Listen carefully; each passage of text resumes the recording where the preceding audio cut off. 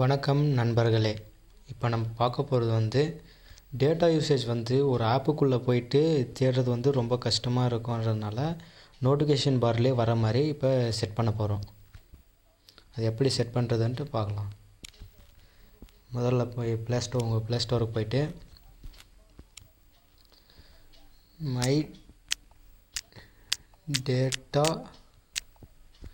Manager வரும். நான் ஏற்கனவே இன்ஸ்டால் பண்ணதுனால எனக்கு அப்படியே வரும். இதுக்குள்ளே போயிட்டு இன்ஸ்டால் பண்ணிக்கோங்க இந்த ஆப். ஃபஸ்ட்டு இதுக்குள்ளே போயிட்டு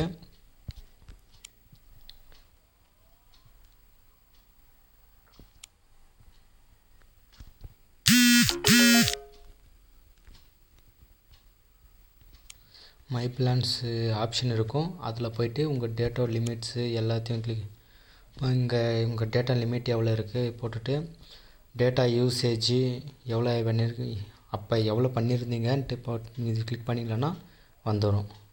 ஓகே, இதெல்லாம் கிளிக் பண்ணிங்களன்னா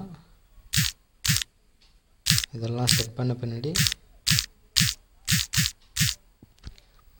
பார்த்தீங்கன்னா என் மொபைலில் இப்போ வர்றது உங்களுக்கு தெரியும். ஓகேவா, பார்த்துருக்குங்க இதுதான்.